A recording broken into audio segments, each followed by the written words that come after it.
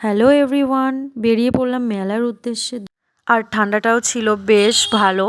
তো যাই হোক, তারপর আমরা খেয়া পার হয়ে নেব, ওই জন্য খেয়ায় উঠে পড়লাম।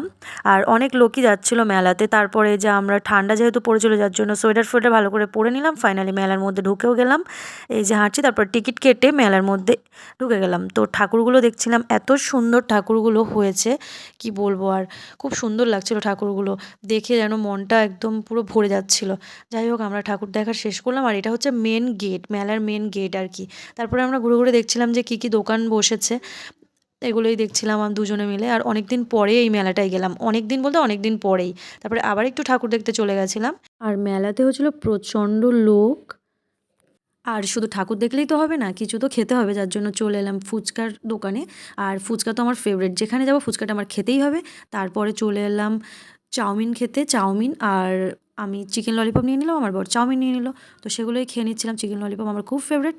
তারপর একটা পান কিনে খেয়ে নিলাম, হ্যাঁ আমি পান খেতে ভালোবাসি। যাই হোক, তারপর বাড়ির উদ্দেশ্যে রওনা দিলাম, সাথে নিলাম জিলিপি। সো টাটা সবাই।